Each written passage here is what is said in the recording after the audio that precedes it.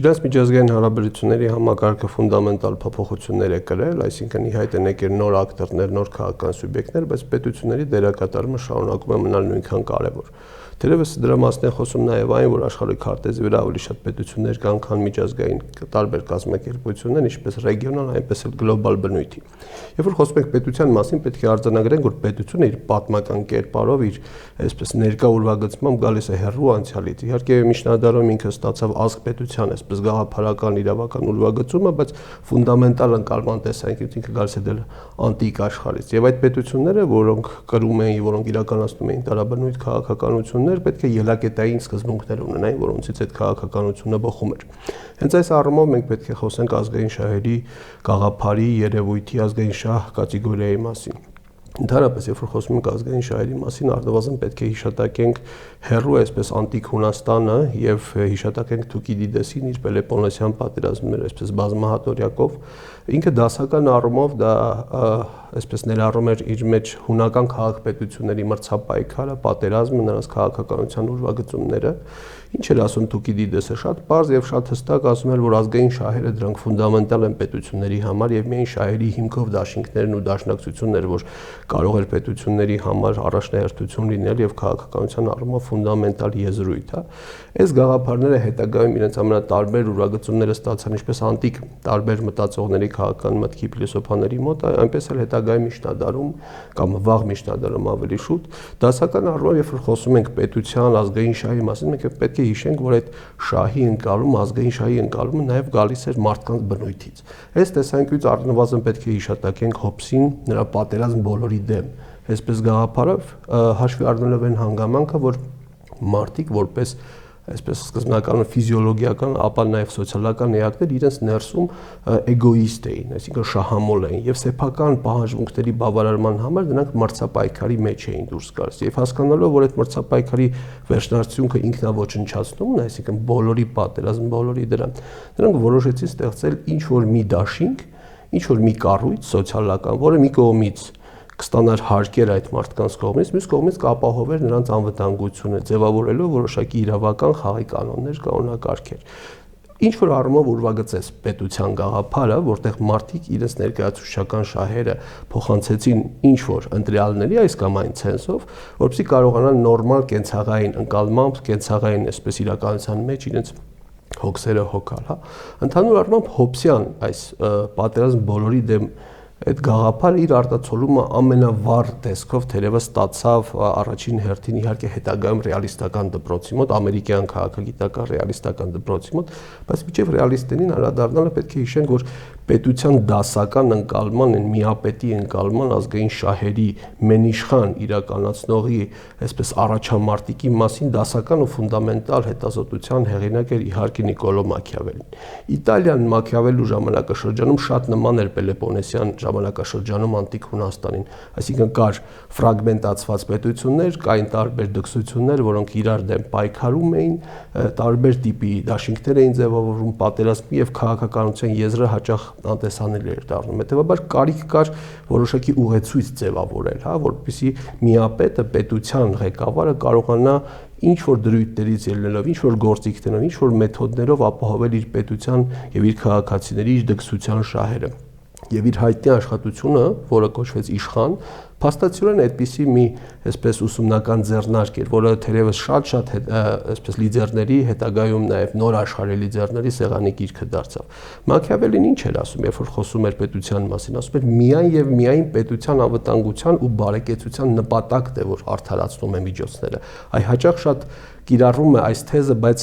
կեղծված, այսինքն վերափոխված։ Նա ասում էր միայն ամենակարևորը պետության անվտանգության ու բարեկեցությունն է եւ միայն այդ արժեքը կարող է հիմք ստեղծել, որպիսի պետության ղեկավարը, միապետը, դուքսը քայլեր ձեռնարկի, միգուցե անցնելով բարոյական կամ արժեքային ինչ-որ սահմաններ։ Այսպիսի մեծ ժառանգությամբ, այսպիսի տեսահայեցակարգային, այսպես բազայի հիմքով վերլուծությունները դրսևորվեցին արդեն 20-րդ դարի վերջին, երբ որ ռեալիստական դպրոցը գրամ ձևավորվեց։ Դրա հիմնադիր հայրերից էին իհարկե Հանս Մորգենթաուն, Քարը, Վոլֆերսը, հետագայում Ջորջ Քենանը եւ այլոք։ Ֆունդամենտալ առումով, երբ որ խոսում ենք ազգային շահերի համապարփակ հետազոտության մասին մենք իհարկե հիշատակում ենք Մորգենթաուին, սակայն ազգային շահերի իր տեսությունը ընդհանուր ռեալիստական տեսության մի մասն էր կազմում։ Հասկանալու համար թե ազգային շահերը ինչ է ներկայացնում, պետք է ընդհանուր ռեալիստական տեսության անդրադառնանք։ Ինչ էր ասում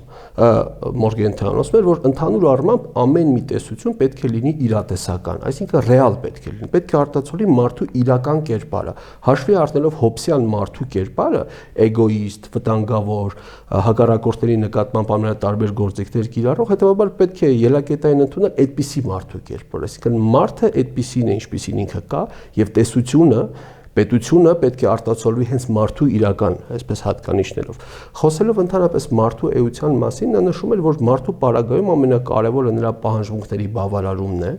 որը նաև ապահովում է այդ մարդու վարքը եւ դրա դրսեւորումների պատճառ է հանդիսանում։ Պետությունը նույն մարդն է, հանրային մարդը, ինստիտուցիոնալիզացված, համապատասխան փաթեթավորումներ ստացած,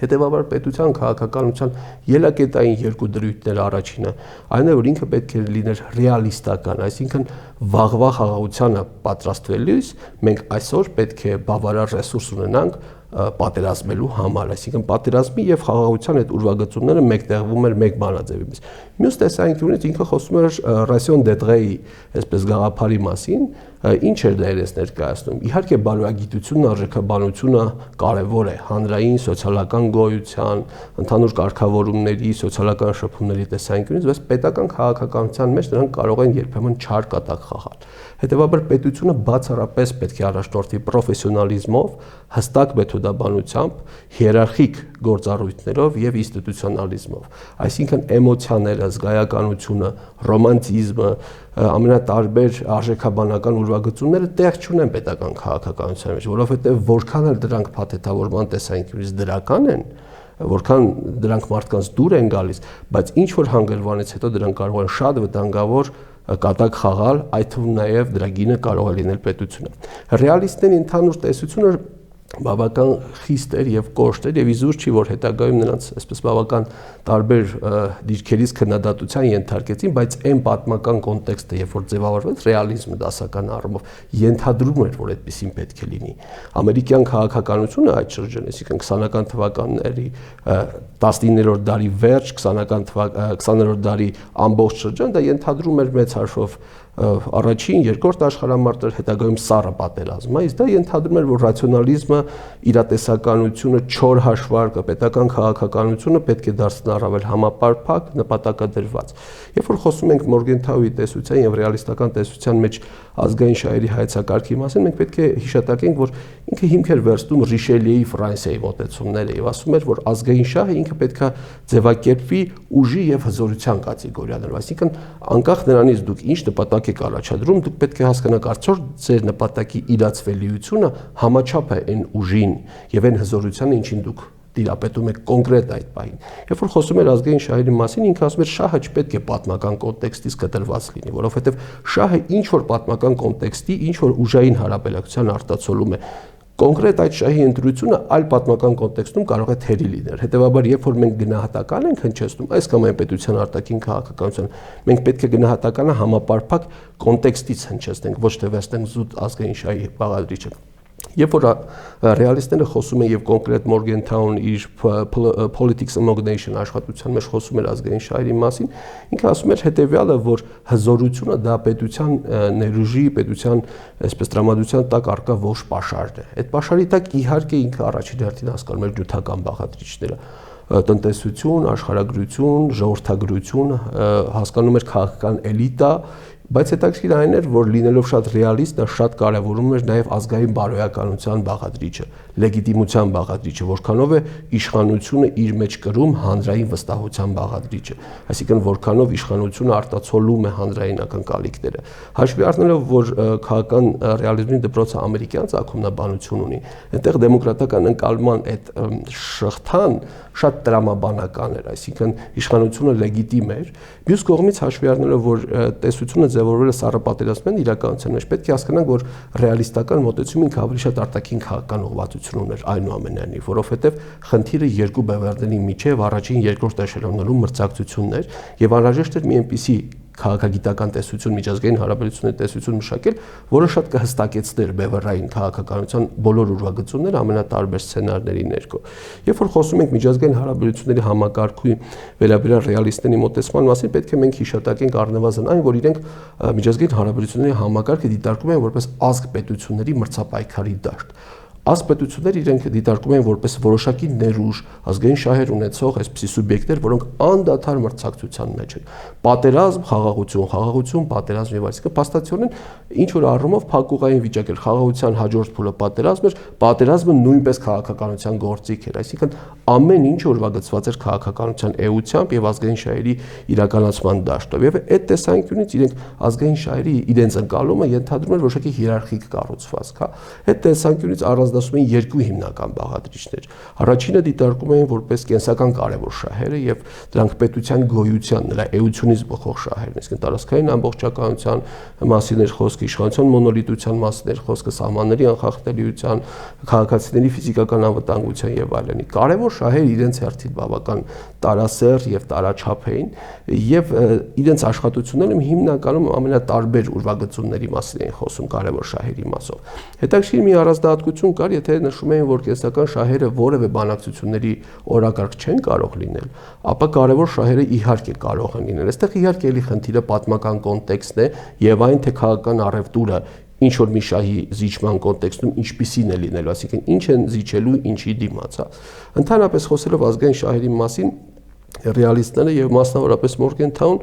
շեշտադրում էր նաեւ մի շարք այլ չափումներ, հա, հաշվի առնելով, որ դա արտաքին քաղաքական ուղղվածությամբ երևույթ էր, կատեգորիա էր իրենց համար, իրենք ասում են, որ միջազգային հարաբերությունների համակարգում դիրքավորման տեսանկյունից պետության ազգային շահերը կարող են լինել 3 տիպի, հա։ Առաջինը դա այն պետություններն են, ում քաղաքականությունը ուրվագծում է ստատուս քվոյի գաղափարախոսության ներքո։ Ստատուս քվոն իրենք էլի կապում են պետության ներուժի հետ, այսինքն եթե տվյալ իրավիճակում տվյալ ուժային բալանսի ներքո պետությունը ունի այնքան ռեսուրս, որպիսի որը նրան հնարավորություն չի տալու փոխել ուժային հարաբերակցությունը հոգուտ իրան, հետեւաբար նրա համար ազգային շահը դիտարկում են որպես ստատուս քվոյի քաղաքականություն։ Հաջորդ թեզը, հաջորդ տարբերակը, որ դրանք առաջ էին քաշում, դա նվաճողական մոտեցումներ, այսինքն կային պետություններ, ովքեր ունեին անհրաժեշտ ներուժ, բավական հզոր ներուժ եւ կարող էին այդ ներուժի զորու որոշակի ազդեցության ծավալապաշտական նկրտումներ իրականացնել, բայց դա իհարկե պետք է արվեր չոր հաշվարկի տեսանկյունից, որովհետեւ այնուամենայնիվ պոպուլիզմը, որը զգայական էմոցիոնալ կոնտեքստ էր ենթադրելու, կարող էր վտանգավոր խախաղալ հենց պետության գոյության տեսանկյունից։ Եվ երրորդ բաղադրիչը կամ երրորդ տարատեսակը, որի մասին խոսում էին ռեալիստները, դա վարկանիշի քաղաքականությունն է։ Այսինքն կային պետություններ, ովքեր ունեն անհրաժեշտ ներուժ, կարող են ծավալապաշտական քաղաքականություն իրականացնել, բայց դա այդ քայլը չեն անում, միայն դրսևորում են իրենց ներուժի ինչ որ բաղադրիչներ, իհարկե ակտիվ գործունեությամբ։ Եթե մենք քաղաքական վերլուծության դիրքերից նայենք, իհարկե ներուժի դրսևորման քայլերը նույնպես քաղաքականություն է, այսինքն ուժի սպառնալիքի ցուցադրությունը նույնպես քաղաքականություն է։ Հետևաբար այդ ամեն ինչ այսպես համապարփակ իրենց տեսության մեջ ուրվագծվում էր ուժի տարբեր բաղադրիչներ ձևակերպմամբ։ Ընդհանուր առմամբ ակնհայտ է, որ ռեալիստների տեսության մեջ ուժը առանցքային հասկացություն էր, ընդ որում չնայած քննադատության մեջ նշվում է, որ իրենք շատ էին արկախվում ուժի գաղափարից, բայց իրական քաղաքականության մեջ այդ ուժն է վճռորոշ մեծամասամբ եւ դա գալիս է անտիկ շրջանից եւ հավանաբար առաջիկայում շարունակվելու է մի քանի հազար տարիներ։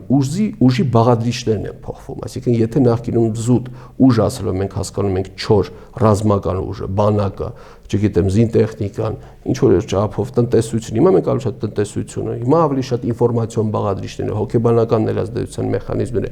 ուժի բաղադրիչների մեծ սուբորդինացիան սկսում է փոխվել ժամանակակից աշխարհում եւ դա իհարկե չի հերքում ուժի դերակատարումը պետական քաղաքականության մեջ։ Ընդհանուր առմամբ, երբ որ ռեալիստները խոսում են պետության մասին, իրենք պետությունը դիտարկում են որպես հանրային կարիքի, հանրային պատկերացումների երազանքների արտացոլում իրենց գոյության, իրենց զարգացման, իրենց աշխարհընկալման պրոյեկտման տեսանկյունից։ Ու այս առումով բավական կարևոր է ռեալիստական դպրոցում այսպես քննադատական այն եզրույթը, որ ռեալիստները զերծ էին մնում բարոյական գնահատականներից։ Իհարկե դա այդպես չի, ինչու է այդպես չի, որովհետև սոցիալական բարոյականությամբ գնահատել քաղաքական պրոցեսները դա կարող է հանգեցնել թյուր եզրահանգումների, որովհետև իրենց համապարփակ տեսության մեջ կար բարոյականության քաղաքական կոնտեքստը եւ իրենք առաջ էին քաշում այն գաղափարը, որ իրենց համար բարոյական է իրենց պետության անվտանգության, իրենց քաղաքացիների անվտանգության ու բարեկեցության ապահովումը։ Իսկ համամարտկային բարոյականությունը դա շատ խիստ, դա անորոշ, դա շատ վիճարկելի եւ փիլիսոփայական դիսկուրսի թեմա է։ Իսկ իրենք շատ ավելի իրատեսական, շատ ավելի ռեալիստական էին աշխարհին եւ ընդհանրապես ամեն ինչին նայում մեծ հաշվով։ Ընդհանուր առմամբ ռեալիստական քաղաքականությունը մենք կարող ենք տեսնել այդ ժամանակաշրջանի, ինչպես նաեւ ներկա Միացյալ Նահանգների քաղաքականության եւ շատ եվրոպական քաղաքական այսպես ուրվագծություններում, դրսևորումներում եւ սցենարներում։ Իհարկե դրանից չեն խորշում նաեւ Ռուսաստանը եւ շատ այլ երկրներ։ Ռեալիզմի ծայրահեղականությունն էր բավական թուլացնում իր դիրքերը, բայց այն, որ ինքը հիմնվում էր իրատեսականության բաղադրիչի մեջ, դա ուղղակի երաշխավորում էր գործարկված ջանքերի, մշակված սցենարների ենթադրելի արդյունքի ապահովումը։ Այդ տեսանկյունից ռեալիստական թեզերը իհարկե շատ կարևոր էին։ Ժամանակակից աշխարհում, երբ որ մենք հետահայացվելիության ենք ենթարկում միջազգային հարաբերությունները ռեալիստական տեսության կամ նորարեալիստական տեսության դիրքերից, որը իհարկե բավականաչափ տարբերում է իր ավանդական այսպես նախահորից, մենք առնվազն կարող ենք արձանագրել, որ ժամանակակից աշխարհում ազգային շահերը արտաքին քաղաքական տարբեր ուրվագծումների առումով իհարկե տարբերվում են։ Գոնե տեսաբանները ուրվագծել են, որ այդ շահերը կարող են լինել այլ այսպես այլադրսևորման ամենատարբեր ուրվագծումները, դրանցից առնվազն 3-ի մասին են խոսում։ Այսինքն խոսքը պետության արտաքին քաղաքական դոկտրինների մասին է, որոնք դրսևորվում են պետության արտաքին քաղաքականության եւ դրա տարաբնույթ դրսևորումներով, եւ առաջինը դա նույնական շահերն են, երբ որ երկու պետություններ ամենատարբեր կոնտեքստներում ունեն միանման շահեր եւ այդ միանման շահերի զորու միանման քաղաքականություն են իրականացնում։ Իհարկե, եթե մենք քաղաքական վերլուծության ենթարկենք, այնուամենայնիվ այդ շահերու ինչ որ ենթատեքստերում կարձանագրենք տարբերություններ, բայց ընդհանուր այսպես մեյնսթրիմի տեսանկյունից իհարկե այդ շահերը նույնական են։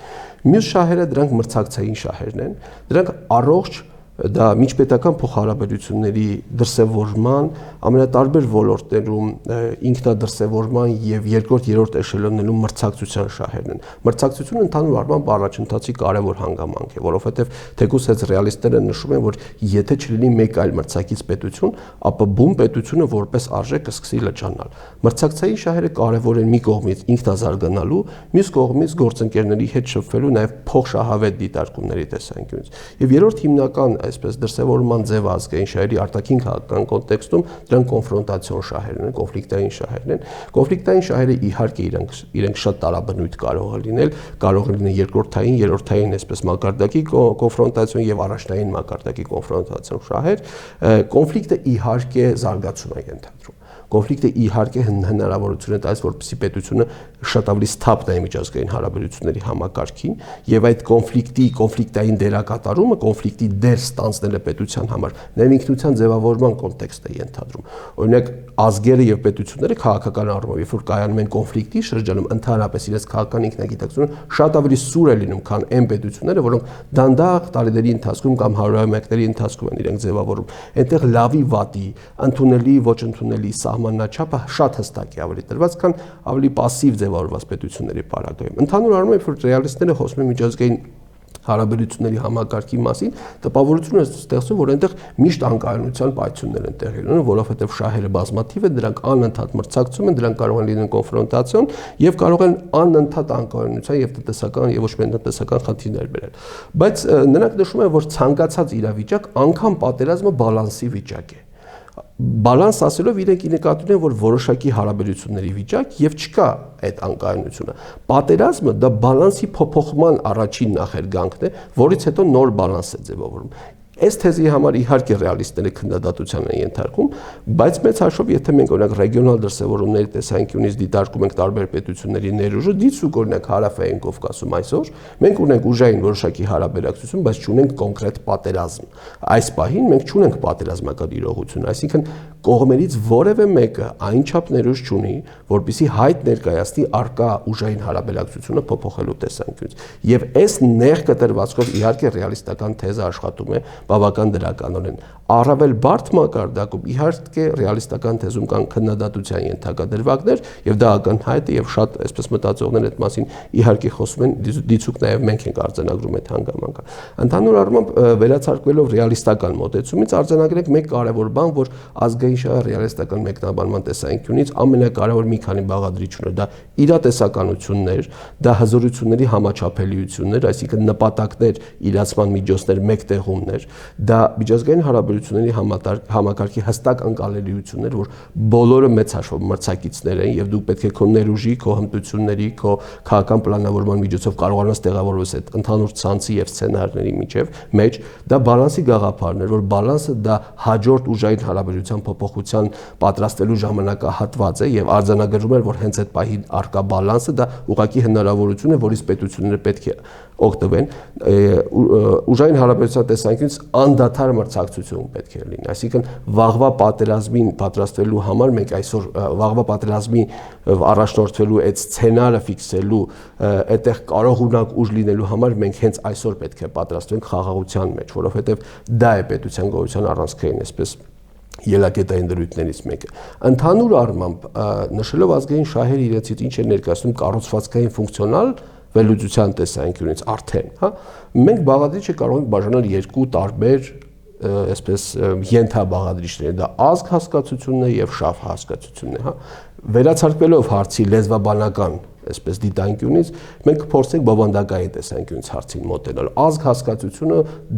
դարեր, հազարամյակներ շարունակ ամենատարբեր մեկնաբանությունների տեղիքն է տալիս։ Ազգի հազարավոր սահմանումներ գոյություն ունեն եւ այսօր այդ սահմանումներից որևէ մեկը չի կարող լիովին փակել ազգ հասկացության ընդգրկունությունը, բովանդակային խորությունը, ամենատարբեր արկա ազգերի այսպես հստակությունն ու փաստարկվածությունը, արդյոք դրանք ազգ են թե ազգ չեն, ինչով է ազգը դիցուք տարբերվում ազգույթից, որը ռուսներն են այսպես մցրել դաշտ, ինչով են ազգերը տարբերվում ժողովուրդներից, ինչով է ազգը տարբերվում էթնոսից կամ էթնիկ համայնքից եւ այլն, հա։ Այսպիսի բարդ, այսպես բազմամակարդակը, բազմահիերարխիկ, այսպիսի քննարկման կոնտեքստից վերացարկվելու համար փորձեք մի քանի ուրվագծային թեզ առաջ քաշել ազգի բնորոշման տեսանկյունից, հա։ Առաջինը այն է, որ ազգը որոշակի էթնիկ ընդհանրություն, մշակութային որոշակիություն ունեցող մարդկանց ամբողջություն է, որոնք ունեն սոցիալական կապեր, այսինքն սոցիալական ինչ-որ խմբի մեջ շփվում են եւ տարբերվում են այլ սոցիալական խմբերից,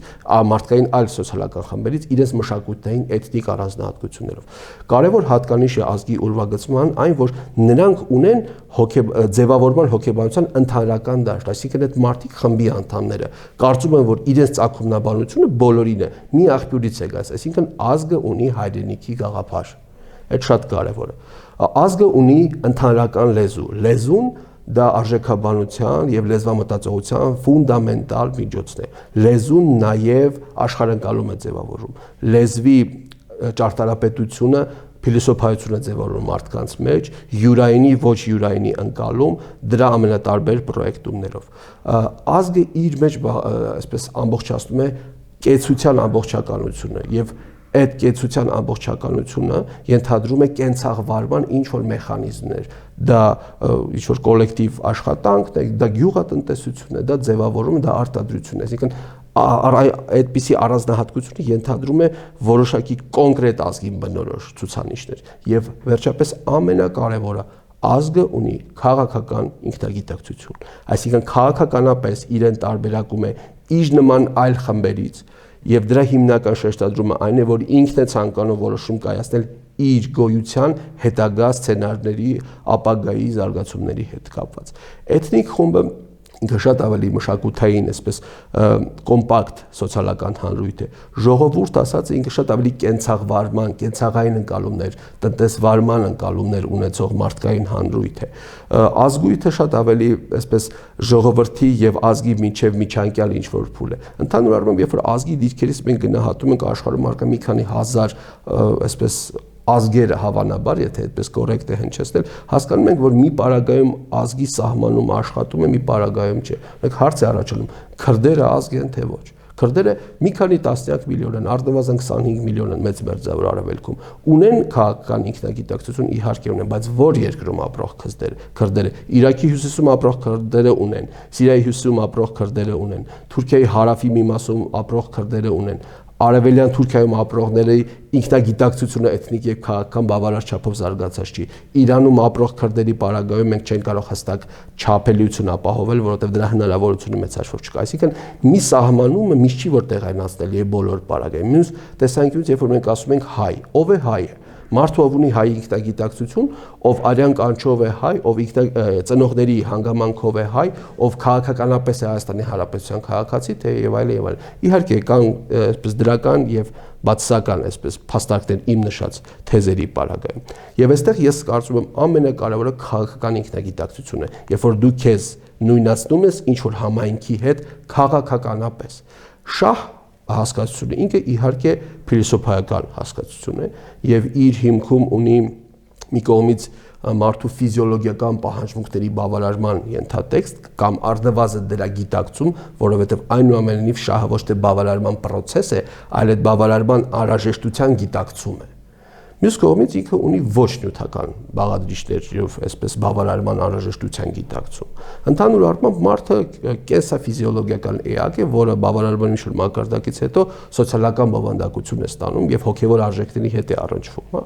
Եվ այդ պահանջմունքների բավարարման անհրաժեշտությունից բխող գիտակցումը դիտարկում է որպես շահ։ Շահի ապահովման համար մարդը իր առջև դնում է ինչ-որ խնդիրներ, ուրվագծում է նպատակներ եւ որ իրականացնում է որոշակի գործողություններ։ Կառուցվածքային ֆունկցիոնալ տեսանկյունից ազգային շահ հասկացությունը նույնականանում է պետական շահ հասկացության հետ, որովհետեւ թերևս մինչ օրս ազգային պետությունը առաջնահերթ դերակատարում ունի միջազգային հարաբերություններում։ Իհարկե սուվերենիտետի փոփոխության կոնտեքստում միջազգային հարաբերությունների եւ միջազգային իրավունքի տրանսֆորմացիայի պարագայում ինքնիշխանության եւ պետական իշխանության դերակատարությունը բավական թուլացել է գլոբալ ազդեցության ներքո, բայց այնուամենայնիվ իր տեղը դեռևս չի զիջել, հա։ Այդ տեսանկյունից մենք կարող ենք հասկանալ, որ ազգային շահը դա պետական շահն է, դա քաղաքացիների շահն է։ Ազգի շահը այս պարագայում շատ ավելի ցածր մակարդակի շահ է կապված դրանց պատկանելության տեսանկյունից։ Հայաստանի պարագայում մենք ունենում ենք բավական հետաքրքիր եւ հակասական իրավիճակ։ Երբ որ մենք ասում ենք Հայաստանի ազգային շահեր, առաջին հերթին մենք պետք է դիտարկենք Հայաստանի Հանրապետություն պետության ազգային շահերը։ Երբ որ մենք ասում ենք հայ ազգի ազգային շահեր, մենք պետք է դիտարկենք աշխարհում արկա ամենատարբեր սփյուռքի համայնքներում, հարևան երկրներում արկա ազգային շահերը։ Այստեղ հարց է առաջանում. Արցախում բնակվող ազգությամբ հայերի շահերը որի մեջ են տեղավորվում, Հայաստանի Հանրապետության ազգային շահերի, թե հայ ազգի շահերի, Վրաստանում բնակվող Ջավախքի մեր հայրենակիցների շահերը որտեղ են տեղավորվում, Ռուսաստանում բնակվող, այսինքն այսպիսի բարդ բազմամակարդակ գրադացիա։ Ցավոք ինքնության կորուստի պարագայում, ինքնության այդ ուծացման խնդրի պարագայում մենք մեր շատ համայնքներում ազգային տարը փոքրանում է, մյուս կողմից այն տրանսֆորմացվում է։ Այդ տեսանկյունից մենք ունենք բավական մեծ անհրաժեշտություն այս խնդիրը իհարկե հետազոտելու, բայց պետք է հասկանանք, որ այնուամենայնիվ ազգային շահը ֆունդամենտալ առումով դա մեր պետական շահն է, դա Հայաստանի Հանրապետության շահն է եւ պետք է դիտարկենք այն որպես հիմնական երաշխավորը հայ ազգի, Հայաստանի քաղաքացու, անվտանգության ու բարեկեցության ապահովման տեսանկյունից։ Բայց կարծում եմ, որ պետք է նաև քաղաքագիտական եւ միջազգային հարաբերությունների դիտանկյունից փորձենք պատմական կոնտեքստը ուսումնասիրել, որովհետեւ այսօրվա ազգային շահերը ձևակերպելու եւ դրանց իրատեսականության բաղադրիչները ֆիքսելու համար մենք մեր նախկին այսպես սխալների եւ թերացումների վրա պետք է կենտրոնանանք, դրանցից առնվազն հետեւություններ անենք, որպեսզի առաջիկայում կամ հետագայում այդպիսի հայթակումներ չունենանք։